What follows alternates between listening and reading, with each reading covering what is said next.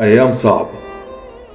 أيام صعبة، وأكيد ربنا مش هيسيبنا نتوه بحيرتنا، وأكيد ده مجرد وقت سخيف وهترجع تحلو حياتنا.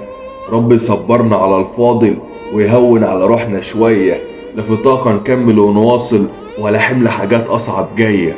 والعالم بقى مرعب جدا، والهم بقى معشش فينا. بنكلم روحنا عشان ما بقاش في طاقة نكلم بعضينا.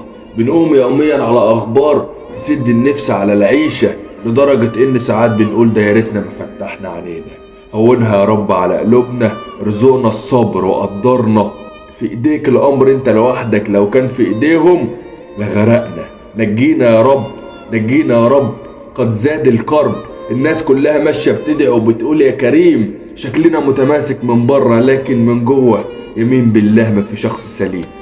بقالنا كتير ساكتين بنقول بكرة هتتعدل للمعقول، لكن بالوقت وبالأيام الحال بيسوء أسوأ بكتير.